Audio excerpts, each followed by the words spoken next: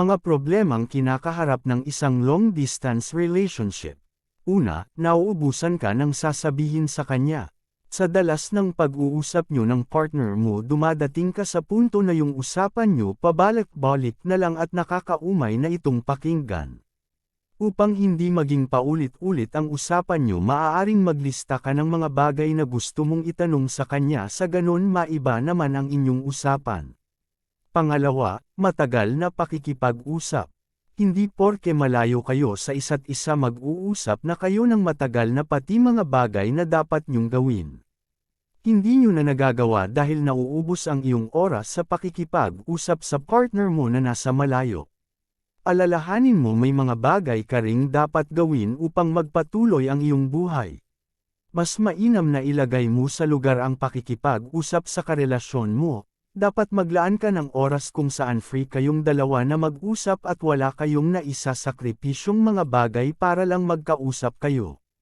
Pangatlo, gusto mong masagot niya kaagad ang tawag o messages mo. Gusto natin pag nasa malayo ang mahal natin, nais nating masagot agad pag tumatawag o nagmi-message tayo. At kung hindi, dito na nagsisimula ang pagdududa na baka meron siyang iba at busy siya rito kaya di niya nasagot ang tawag mo. Masyado kasi tayong advance kung mag-isip na kung minsan sa sobrang pag-iisip mali na ang naiisip natin. Malay mo naman, na may trabaho siya kaya di niya nasagot agad ang tawag mo. Minsan kasi pag-isipan muna nating mabuti bago tayo magduda.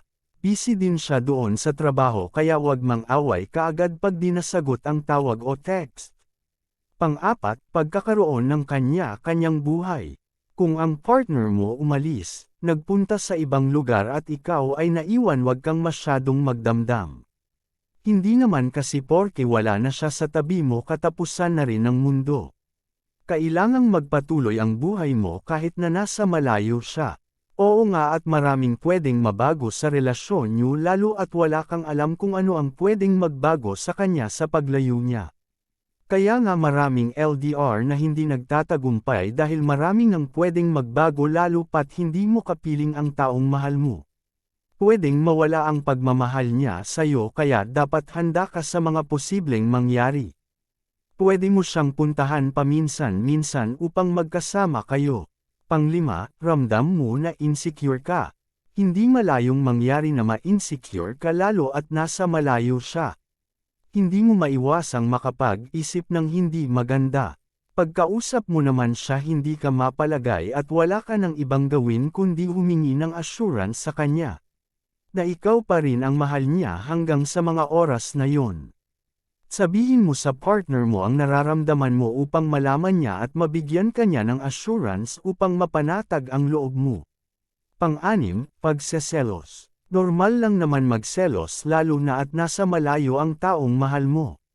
Subalit kung hindi mo na makontrol ang pagseselos mo, makakasira na yun sa relasyon nyo. Huwag mong hayaang kontrolin ka ng selos na iyong nararamdaman. Pang-pito, pagkakaroon ng iba. Ito ang pinakakinatatakutan ng lahat, ang magkaroon ng iba ang taong mahal nila. At hindi malayong mangyari ito kung ang taong mahal mo malayo sa iyo. Yung iba nga kahit nasa piling ng pamilya nagagawa pang magloko. Yun pa kaya na nasa malayo at hindi nakikita araw-araw.